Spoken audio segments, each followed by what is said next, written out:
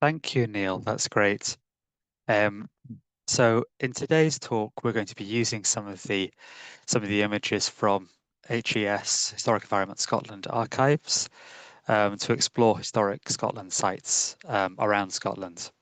By using archive photographs, architectural plans, engravings, and more, we can examine how these castles, churches, forts, and standing stones, other kinds of sites have evolved over time, and we can also illustrate some of the stories from those sites as well.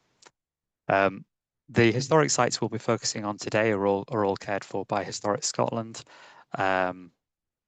So we'll just get started. So Historic Environment Scotland, you may be familiar with our work already, but I'll just give you a brief introduction. We are the lead public body established to investigate, care for, and promote Scotland's historic environment. And we are a charity dedicated to the advancement of heritage, culture, education, and environmental protection. We're responsible for maintaining hundreds of historic sites across Scotland, a small snippet of which we'll visit today. And we also care for an archive of millions of items, including 19th century photo albums, architectural drawings, postcards, archaeological reports, archaeological notebooks, and much more. You never know what you're going to find. I was looking at a manuscript box the other day and came across a metal number plate from a brickworks in Scotland. So it is always good to have a dig around. Much of the material in our collection has been digitized and can be viewed for free on our Trove website. Now, Trove might be new to some of you. It's new to us as well. Trove launched this year, and it brings together information and images from across the organization, including the archive material that we'll be exploring today, but also information about listed buildings and scheduled monuments, and images and information about objects in the collections as well. Trove replaces Canmore and Scran, which you may have used before, and it will include the information and images from Canmore and Scran. Not all of the Scran images are on Trove at present, but these are being added over time, and certainly by spring 2026, a lot more or all of those will be on Trove. As will the ability in the future, you'll be able to also add your own information to Trove as well as you could previously do with My Canmore. We welcome you to have a poke around the website, and please do leave feedback if you would like to do so. That would be really helpful. So the HES archives are a great way to explore historic sites in your area, and the images and physical items can help you see how buildings and sites have changed over time, and can also allow you to zoom in to see fine detail or zoom out to see the big picture as well.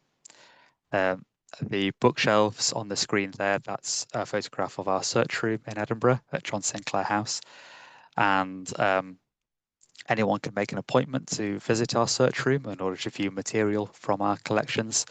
You can also walk in and use the library collections and see material from the green boxes as well. But if you're wanting to view original archive material, we would ask that you make an appointment, and you can find details about how to do that on the Trove website. So the archive material that we hold physically and the images that you can see online, they can be used to answer specific questions, say the history of a property or where a road used to run through, for example, or they can be used alongside each other to give a fuller picture of a building or an object or a town or a village. So you can see Scotland here in this 19th century map, and the red dots on the map are the places that we'll be exploring today.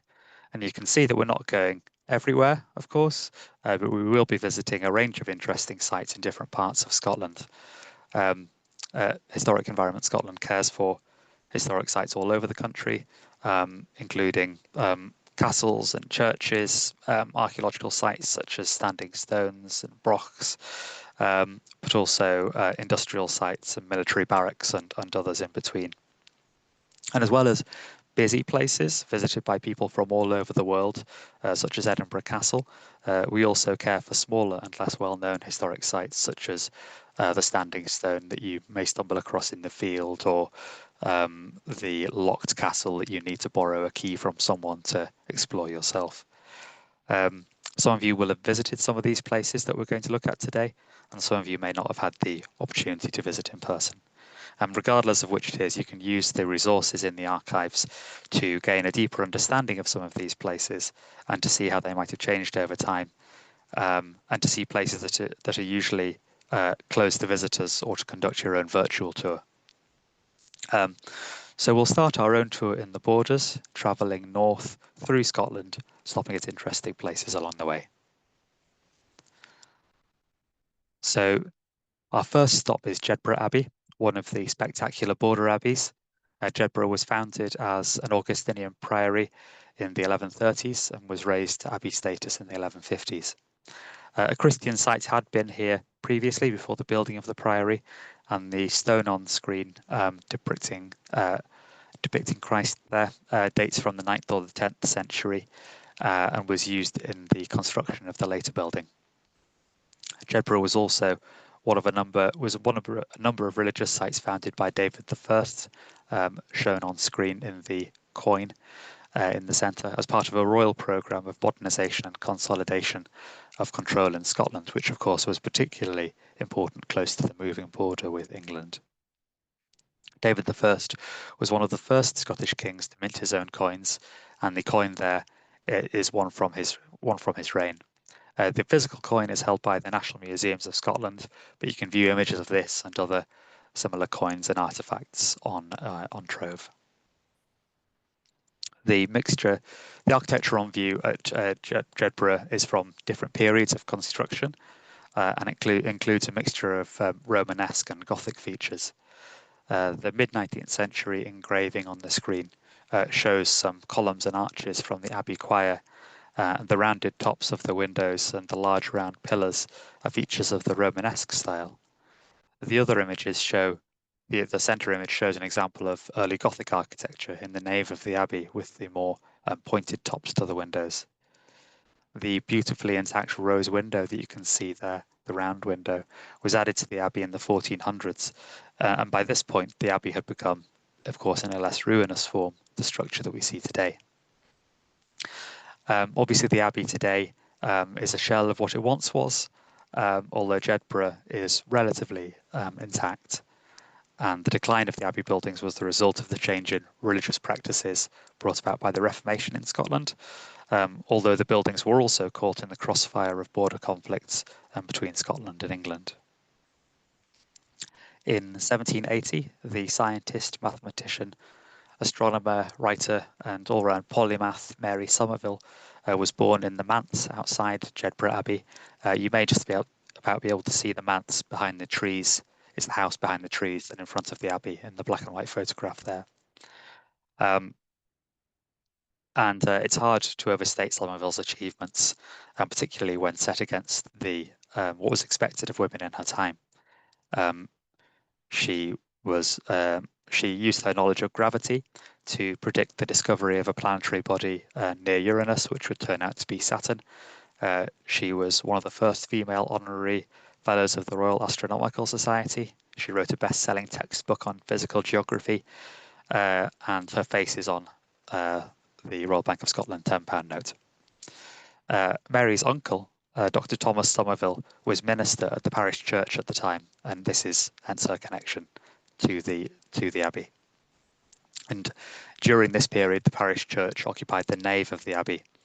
Robert Burns, the poet, had met Dr. Thomas Somerville when he visited Jedburgh on Burns's border tour, and Burns described him as a man and a clergyman, a man and a gentleman, but sadly addicted to punning. Thomas Somerville, as well as being a clergyman, writer, amateur scientist, and apparently inveterate punner, had also tried his hand at farming, attempting unsuccessfully to grow tobacco in Jedburgh. He also wrote about the time Somerville wrote about the time that he was given a free ride in a coach from London to Edinburgh, but only on the condition that he ensured the safe passage of a chest containing 10,000 guineas. Um, Although he didn't feel up to the task, he was handed a pair of pistols and accompanied by a guard, but only for the first 40 miles. Although born at the manse in Jedburgh, Mary and her mother spent Mary's early years elsewhere. One summer in her teenage years, Mary returned to her aunt and uncle's house in Jedburgh, and in her autobiography, Mary wrote fondly of the time and of her aunt and uncle. She wrote, "For the first time in my life, I met my uncle, Dr. Thomas Somerville, with a friend who approved of my thirst for knowledge. During long walks with him in the early mornings, he was so kind that I had the courage to tell him that I had been trying to learn Latin, but I feared it was in vain. He assured me, on the contrary, that in ancient times many women, some of them of the highest rank in England, had been very elegant scholars, and that he would read Virgil with me if I would come to his study for an hour or two every morning before breakfast, which I gladly did." She also wrote, "The evenings were cheerful. My aunt sang Scotch songs prettily, and told us stories and legends about Jedburgh, which had been a royal residence in the olden time. She had a tame white and tawny coloured owl, which we fed every night, and sometimes brought into the drawing room." Perhaps you'll find yourself inspired by the history and stories of Jedburgh if you visit the Abbey yourself, or digitally via our online archives. We can't guarantee an owl, unfortunately. So we now move west from Jedburgh to Caerlaverock Castle near Dumfries. In 1300, in July, Caerlaverock was briefly besieged by Edward I during the Scottish Wars of Independence. This siege was recorded in a poem, a copy of which we hold in the archive, which was written perhaps shortly after the event itself. This poem was particularly focused on describing the coats of arms of the participants in the siege, but it also included descriptions of the castle itself.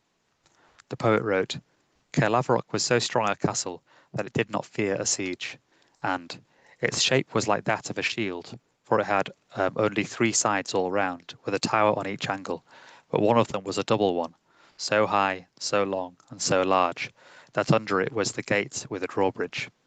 We can see that shield or triangular shape and the towers in the plan on the screen." And the poet also wrote, "It had good ditches filled to the edge with water." The English army sought to overcome these defences through the use of siege engines, also described by the poet, who wrote that the defenders' courage was considerably depressed during the attack by the brother Robert, who sent numerous stones from the Robinet, which was a siege engine, without cessation from the dawn of the preceding day until the evening.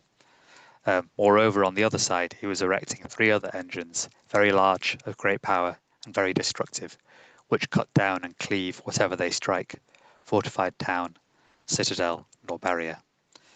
And nothing is protected from their strokes. So not surprisingly, when the inhabitants saw the destructive power of these siege engines, they surrendered the castle, thus ending the siege. And the drawing there is a roughly contemporary illustration of a trebuchet-like device being used to besiege Carlisle. More is known about Caerlaverock than some other castles due to the amount of archaeological excavation which has been carried out there. On screen, you can see some examples of objects found at Caerlaverock, and you can see these images on Trove, which also includes images of objects from the collection department, and you can also view these objects as 3D images, which you can rotate digitally. One of the objects you can see there is a wooden comb made in the 1400s, and this may have been a love token or a gift from a spouse.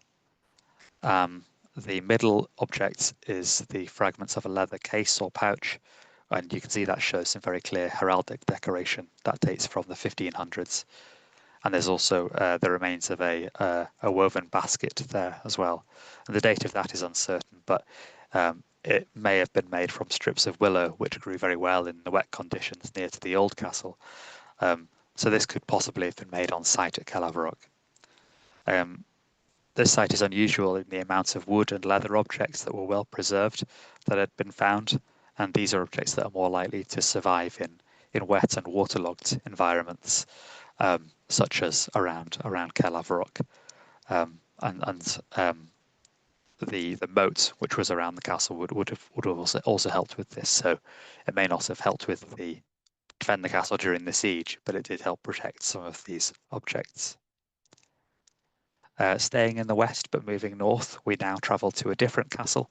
This is Bothwell Castle in South Lanarkshire near Uddingston, and the castle was built by the Murray family beginning in the 13th century. The castle changed hands between England and Scotland numerous times during the Scottish Wars of Independence, and like Caerlaverock, it was besieged. In 1337, Bothwell was retaken from the English by Sir Andrew Murray, and he carried out demolition work to make the castle less useful to enemy forces.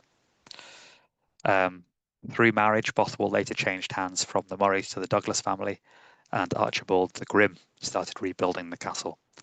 On screen, you can see a carved Douglas coat of arms in the wall of Bothwell Castle, and a colour illustration of that crest for comparison.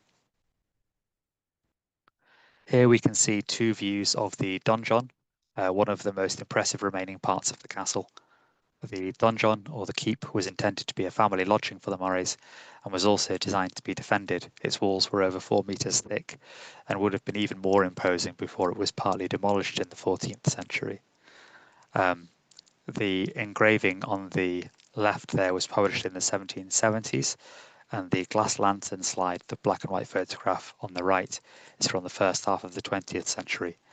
And seeing these images alongside each other, it's remarkable how little the structure has changed during that time. Testament, of course, to the strength of the walls as well. These photographs of Bothwell Castle are from the 1860s and are from an album in our collections, photographs of Lanarkshire scenery. You can see here posed photographs of women with a rake and a hoe, and a reclining man reading something. In the photographs, you can see the donjon on the right and the round tower of the castle in the centre there. In the album itself, these photographs are shown along with a view of Bothwell Castle on the same page. And you can see from this album and from the variety of engravings of Bothwell Castle that the castles and ruins of Lanarkshire in this period held appeal to antiquarians, artists and travellers. This is partly to do with the romantic setting of crumbling medieval ruins nestled along the banks of the Clyde, and the connection that these sites had to the works of Sir Walter Scott and the Scottish Wars of Independence. But it also must have been related in part to the relative ease for more people to visit these sites, as opposed to venturing further into the Highlands or the islands. Obviously, if you were in Glasgow, or if you were travelling to Scotland for a tour, that would have been a bit of an easier trip to make.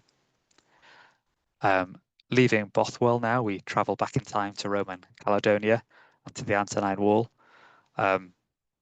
This was at the time of its construction, the most northerly frontier of the Roman Empire, for a time replacing Hadrian's Wall as the northern border. And because it was in use for a relatively short amount of time before the Roman forces abandoned it in favour of Hadrian's Wall, it offers a snapshot of Roman engineering, social life and political intentions from a particular point in time, around AD 140. The Antonine Wall stretched across Scotland from Old Kilpatrick to the Firth of Forth, and for the most part it was constructed with a stone base and turf ramparts on top of that. This turf wall was accompanied by a ditch on the north side and a military road on the south, so it served a dual function, control of the border, and also allowing for communication along that border as well. The map on screen shows the Antonine Wall and photographs of sites associated with it near Duntocka, as well as on the right there, a photograph of a carved stone from the fort at Rough Castle, commemorating and celebrating the building of that fort. There were almost 20 forts along the Antonine Wall. One of the best preserved and most researched of these is Rough Castle near Falkirk, and you can see some details of the fort in the reconstruction plan on the screen. And you can see the ditch to the north of the wall and the military way marked there as well. This plan was drawn in 1958 for inclusion in the Inventory of Monuments for Stirlingshire, published in 1963 by the Royal Commission on the Ancient and Historical Monuments of Scotland, or ARCAMS. And when used in conjunction with the inventory publication, the figures on the plan, so the parts of the plan where it says 1, 2, and 3, and 4 in Roman numerals, they make sense, and they show that the fort itself would have included a headquarters building, a granary, and a commandant's house, with a bathhouse in the annex to the right of the fort. If you're not able to put your hand on a physical version of the inventory for Stirlingshire, these inventories have been digitised, and you previously have been able to access those on the Canmore website, and you can now access those on the Trove website for free and download those documents as PDFs if that's something you would like to do. The plan also makes reference to Lilia. You can see towards the top there, and these are the pits that you can see in the black and white photograph there. These would have been dug to the north of the wall and filled with spikes to deter attacking forces, which is an approach similar to putting barbed wire in front of a modern wall. So the Antonine Wall has been researched and excavated at various points throughout the 20th century, and is now a UNESCO World Heritage Site as part of the frontiers of the Roman Empire, along with Hadrian's Wall and the Limes in Germany. Of course, interest in the wall stretches back further than this, and one person to research the Antonine Wall and other Roman sites in Scotland was Major General William Roy. Roy was born in 1726 in Lanarkshire, and in the middle of the 18th century he carried out work as part of the military survey of Scotland, and the Roy maps, as they are now known, are a really useful tool for people researching Scotland of this period. These were previously available on the Scran website, the digital versions of the Roy maps, and these should eventually be available on the Trove website, though they aren't there yet. But until they're available on Trove, you can also view those digitally on the National Library of Scotland website, and they really are a very useful tool. Now, what we have on screen here is not one of the Roy maps. This is a volume called Military Antiquities of the Romans in Northern Britain, which was published in 1793. It was written by William Roy, but it was published after his death. And you can see there's quite an impressive publication. We hold a copy in our search room, in our archives, and you can see it open at the plan of the Antonine Wall there. And this plan stretches out to over a meter when it's unfolded. So it really is the sort of thing that you can only see in a library or an archive, or if you're lucky enough to be someone who owns a lot of antiquarian books, then obviously you might have one of these. But it's a very impressive publication. Roy was, of course, as well as being the father of the Ordnance Survey, a military man, and his survey of Scotland from 1747 must be seen in the context of the British state seeking to assert control over the Highlands of Scotland following the 1745. And in the Military Antiquities publication here, Roy wrote that it will appear evident that what, with regard to situation, was an advantageous post when the Romans were carrying on their military operations in Britain, must in all essential respects continue to be a good one now. So that is, an understanding of how the Romans sought to control Scotland can be of value to the modern military reader. We now take a trip across the water to Iona. the small island off the Isle of Mull on the west coast of Scotland, and here we're visiting Iona Abbey. An abbey is supposed to have been founded on Iona by St Columba in the 6th century, and this establishment was later replaced by a Benedictine monastery in the 13th century. The abbey was then rebuilt in the 15th century and fell into disrepair between the 1600s and the 1800s, only to be restored and rebuilt in the 19th and 20th centuries. The early abbey on Iona was hugely important as part of a network of Christian establishments, but also as the site of a major scriptorium, which may have produced the illuminated manuscript now known as the Book of Kells. Decorative flourishes similar to those in the Book of Kells can be seen in the stone carvings in the crosses on Iona. And you can see on screen there St Martin's cross, produced over 1200 years ago, near in time to the Book of Kells. I've also included some zoomed in sections of the cross so you can see the high level of detail here. The central square tower of the abbey is from the building work in the 15th century, and during this period the island was connected to the Lords of the Isles, and many of the beautifully carved grave slabs on the island depict clan chiefs or objects associated with them, such as swords or ships, as with these men in armour and these late medieval effigies. The Lords of the Isles surrendered Iona along with their other holdings to the Scottish Crown towards the end of the late 15th century, at which point Iona's role as a high-status burial place dwindled. Towards the end of the 18th century, Iona again became a site of pilgrimage, although this time as part of the larger tour of Scotland, which was becoming popular among the wealthier classes. Samuel Johnson, of dictionary fame, and James Boswell visited the abbey on their tour in 1773.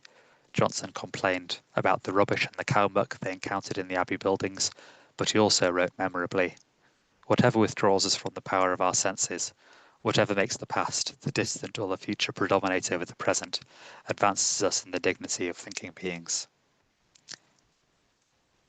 The abbey was restored in the 19th and 20th centuries, and you can see a photograph of restoration work being undertaken here around 1904. And you can see the gentleman working on the height of the square tower there with the ladder there. The Celtic style of design you can see in the abbey on the crosses and on the grave slabs on Iona received a new lease on life in the late 19th and early 20th centuries with the popularity of the arts and crafts movement, when Alex and Euphemia Ritchie began to produce work in a variety of material based on the designs they saw around them on Iona. In 1900, Alex Ritchie had been appointed custodian of Iona Abbey, and he had a shop on the island where he sold his pieces to visitors. On screen, you can see a candle holder with a Celtic leaf design produced by Alex Ritchie. And of course, you can see where you may have received some inspiration from that from a grave slab with a very similar leaf design as well. Iona continues to be a site of pilgrimage as it was before the year 1000. And the work of the Ritchies exported the design and the images of Iona in the 20th century, much as the scriptorium had done hundreds of years before them. We're now travelling west to east, sailing back to the mainland and travelling east to Edinburgh, where we'll visit Edinburgh Castle. Now this is, of course, one of the most well-known sites that Historic Environment Scotland cares for, and it's certainly one of the busiest, attracting hundreds of thousands of visitors every year. Using HES Archives, you can conduct your own tour of the castle without having to deal with the crowds.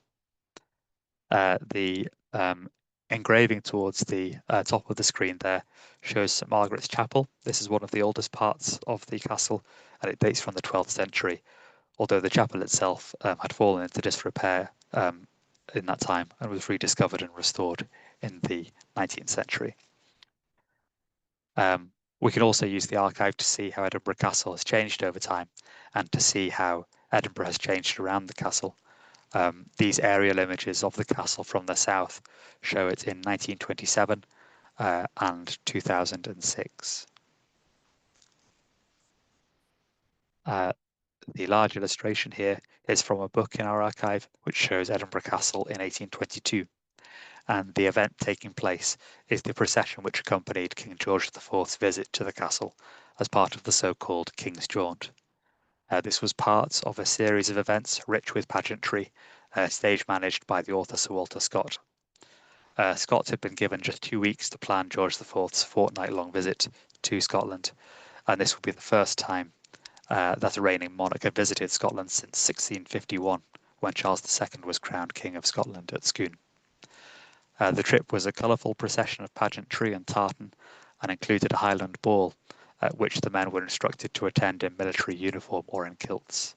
It concluded with a performance of Rob Roy, the play based on Scott's own novel, and Scott's well known for putting his own version of Scotland on the page in his writing, but his involvement with the King's Jaunt, as it was known, ensured that Scott's Scotland was put on the stage as well, with Edinburgh Castle as part of the set. Towards the top of the illustration, on the Half Moon Battery, and in between a large flag and a plume of smoke, you can see a very small George IV waving his hat around. And during this visit, he was given the keys to the castle. This offers a Hanoverian contrast to the 1745, almost 100 years before, when Edinburgh Castle had been successfully besieged by Jacobite forces fighting for Bonnie Prince Charlie. You can also see on screen a proposed design for a memorial to Prince Albert. This was designed by the architect Sir David Bryce, but it was never built. You can see that it is similar in style to the Wallace Monument, if you're familiar with that structure, which goes to show the importance of Edinburgh Castle as a symbolic site. The Scottish National War Memorial is also part of the complex. This was designed by Sir Robert Lorimer and opened in 1927. And you can also see some details from the memorial as well, including these sculptures memorializing some of the animals who would sometimes be drafted into service. And these were the work of the sculptor Phyllis Bone, who had studied at the Edinburgh College of Art. You can also see the photographs there depicting the memorial under construction in the 1920s, and then that same section in the centre, the rear of the memorial, once it had been completed. From Edinburgh, we now travel north up the east coast to St Andrews to visit St Andrews Cathedral and Castle. These buildings are linked, as the castle was for much of its history the residence of the bishop, later Archbishop. The castle was built at the turn of the 12th and 13th centuries, and like other castles we have mentioned, changed hands between England and Scotland during the Wars of Independence.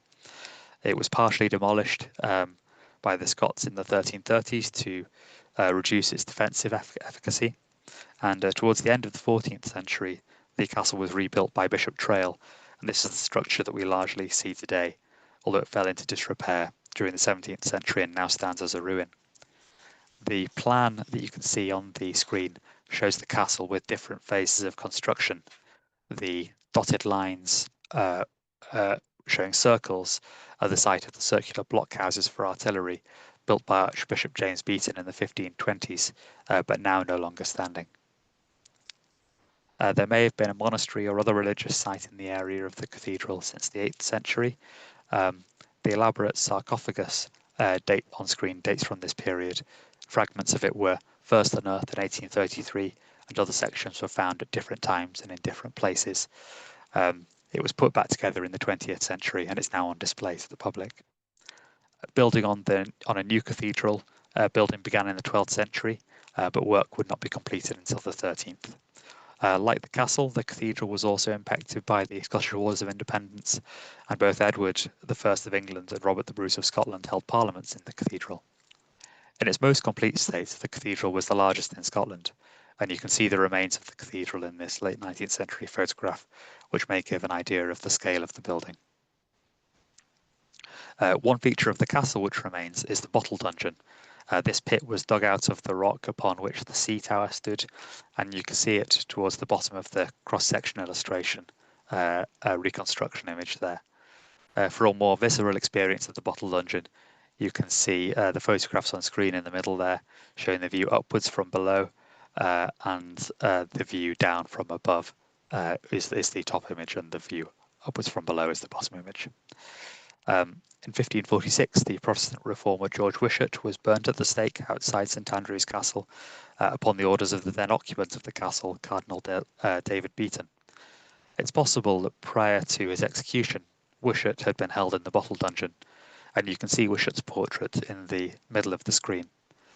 In revenge for this, a group of local lairds made their way into the castle and murdered the cardinal, and then threw his body into the bottle dungeon. The fortunes of both the cathedral and the castle fell during the Reformation, with the cathedral being abandoned in the 16th century. Episcopacy in the Scottish Church was abolished in the 17th century, and the bishop's castle was then left without a bishop, and itself fell into ruin. Departing from St Andrews and its ruins, we make for the cutting-edge hum of activity at the Stanley Mills in Perth and Kinross. The three mills here were cotton mills, and they were initially powered by water wheels on the River Tay. The modern survey drawing on the screen there shows an elevation of Bell Mill, the first of the mills to be built, completed in 1790, and one of the best surviving examples of an industrial mill from this period. Stanley Mills was founded in 1785, the same year that New Lanark was founded, and like New Lanark, one of the founders of Stanley Mills, although he didn't remain involved with either project, was Richard Arkwright, who's pictured on screen there, one of the pioneers of the early Industrial Revolution in Britain. The land for the mills was feud by the 4th Duke of Atholl, who was also one of the partners for the company. Like New Lanark, Stanley was intended to be an industrial complex and also a model village. Over time, housing, a school and a church were all built for the use of the workers. And on screen, you can see some of the housing for workers in Stanley. These terraced houses in the black and white photograph are all regularly laid out in a grid pattern and were built in the 19th century. The photograph is from 1900. The necessity of building the mills by a river means that it was, of course, built in a beautiful location. And as you can see, there was thought given to constructing buildings in the complex that were aesthetically pleasing alongside the more functional structures. There was, of course, a dark side to the story of Stanley Mills, as with a lot of these mills. A large amount of children worked in the mill in its earlier period, and other labourers included tenants from the Duke of Atholl's estates, which were then being cleared to make way for larger sheep farms. And you can see the Duke of Atholl in the portrait there. Throughout its early history, some of the cotton processed by Stanley Mills was grown by enslaved people, and some of the people who invested in the mills had themselves made their money, partially due to the use of slave labour.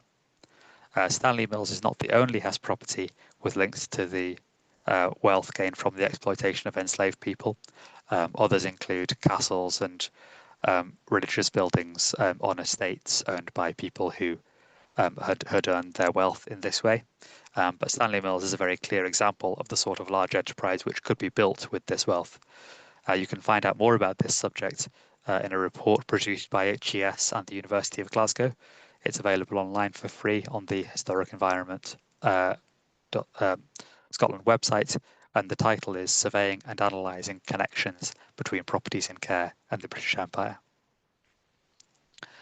We now travel west across Scotland and over the water, leaving the mainland behind. We embark for the Isle of Lewis in order to see the standing stones of Calanais. Calanais is managed in partnership between the local trust Uras na Tursachan and HES. There are 49 stones standing at Calanais, and the monument dates from around 2900 BC, making it roughly 5,000 years old. The site, of course, developed over time, and it's possible that there may have been more stones originally than currently stand. The central stone circle with projecting stones in a cross shape is known as Calanais 1, but this is also part of a wider complex. People lived and farmed near Calanais for hundreds of years, and as with any place, the ways that different people and generations interacted with the stones may have changed over time. The stones may have been linked to astronomical observation, to ritual usages, or some mixture of these things. Whatever the original purpose of the building of Calanais, and however that purpose changed over time, between 500 and 1500 AD, peat had accumulated to the extent that these stones were covered. The stones of Calanais were at least partially uncovered in the 1690s when they were visited by Martin Martin, who wrote, "I inquired of the inhabitants what tradition they had from their ancestors concerning these stones, and they told me it was a place appointed for worship in the time of heathenism, and that the chief druid or priest stood near the big stone in the centre, from whence he addressed himself to the people that surrounded him." Um, you can certainly see why people would think that a druid would talk to people from the central stone, especially when your main experience of religion is a minister preaching to his flock from the pulpit. And you can see the layout of the stones at Calanais 1 in the 1920s, drawing on the right there. The illustration on the left shows people cutting peat near the stones, and this peat was gradually cut away until the stones were finally uncovered in 1857. The drawing here is from around 1860, and so was made shortly after the stones had been fully revealed. It shows the individual stones of Calanais, with each stone numbered and given height, breadth, and thickness. And the preciseness of these measurements is what you would expect from the draftsman, in this case, Henry Chabot, a cartographer who worked for the Ordnance Survey, for the Admiralty, and for the Hydrographic Office. Chabot had been born in Germany in the 1820s, but then moved to England. In the 1850s, he was to be found working for the Ordnance Survey in the Scottish borders, and we can find his footsteps and beautiful handwriting in the Ordnance Survey name books. These were notes that were collected by surveyors during the course of their work, and they included place names, authorities for the spelling of place names, and descriptions of places.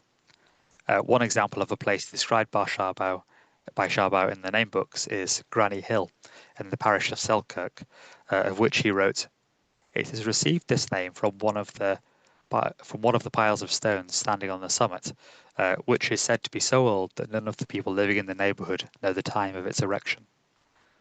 The Ordnance Survey name books are held by the National Records of Scotland, and they have been digitised. They were previously available to view on the Scotland's Places website. That has now switched off, but now the Ordnance Survey name books can be viewed digitally on the Scotland's People website, which is managed by the National Records of Scotland. You can see some of Chabot's illustrative work here, and you can also see on the right Chabot's drawing of Don Caerlaverock, also on Lewis and near to the Calanais stones. So he was doing a lot of surveying in this area at the time. Hopping back to the mainland, we now stop in at Fort George near Inverness and Nairn, and this imposing complex was constructed between 1747 and 1769, following the Jacobite Rising of 1745. It was clearly intended to demonstrate and project British military power and technical achievement. The fort actually replaced an earlier Fort George, which was in Inverness, and had been damaged during the 45. And you can see the fort as it is now in the aerial photograph from 2009, taking up the whole tip of the peninsula here. And the engraving on the right shows the abandoned older Fort George in Inverness. The fort wasn't completed until 1769, by which time the Stuart corps had receded somewhat, and the fort was never attacked or used in anger. The fort was garrisoned, however, and continues to house the 3rd Battalion of the Royal Regiment of Scotland, as well as being a historic Scotland site that you can visit, of course. Lieutenant Colonel James Wolfe, who had fought at the Battle of Culloden, described the fort as the most considerable fortress and best situated in Great Britain. The fort itself was designed by Lieutenant General William Skinner. William Adam, his son John, and others of that family were also involved in the project, although as contractors for the construction rather than as architects. It seems likely that some of the interior buildings and furnishings within those buildings were at least influenced by the Adams, as many features are classical in nature, as you can see in the fireplace on the screen there. While the Adams were famous as architects of country houses and grand buildings in Enlightenment Scotland, Fort George was very much an engineering and military project. And while the outer works do have a beauty in their regularity and their symmetry, they served a very specific defensive purpose. You can see on screen an example of one of the many defensive features at Fort George, this very severe triangular structure known as a ravelin. The purpose of the ravelin was to give the defenders of a castle or a fort a position which could be used to defend the walls. And the triangular shape gives multiple positions to fire from for the defenders, and forces the attacker to split their forces. The ravelin had its own guardhouse, which is now a visitor centre. The ravelin at Fort George was constructed around 1750, although the idea itself was not new. And you can see an earlier example of a ravelin from the mid-16th century in the other photograph on the screen there, showing one at Tantallon Castle. And you can see that these aerial photographs are really useful for identifying and examining these sorts of earthworks and features. So you can see the position of Fort George here in this extract from the Roy map for the area, and in the zoomed in section that I've provided there. The Roy maps, as we referenced earlier, are so called because Major General William Roy was the chief surveyor who worked on them. And this survey of the Highlands, along with the creation of military roads and forts, were all part of the attempts by the British government to bring the Highlands under control. The black and white photograph that you can see shows the entrance to the main part of the fort, through which the Honourable Mrs. Sarah Murray entered in the 1790s. Murray published an account of her tour of Scotland in 1799, a copy of which we hold in our collections, and she described her visit thusly. When I was fairly in the fort, they closed the huge gates, grinding on their hinges, leaving me in the midst of redcoats, cannon, muskets, and bayonets. I felt a little unusual on the occasion, something like being shut up in a prison whence I might never escape. Murray did, of course, escape to continue her journey, and she wrote of her awe at the defences of Fort George, certainly when she compared them to Forts William and Augustus, which she dismissed as now only make-believe forts. We hold a number of 18th and 19th century published travel accounts of tours around Scotland in our rare book collections, and like Mrs. Murray's account, and these are a good way to learn more about how people from the past viewed historic sites in Scotland, and also to learn about historic sites which may no longer stand. So we now leave the mainland once more, this time for good, and travel north to Orkney and Skara Brae.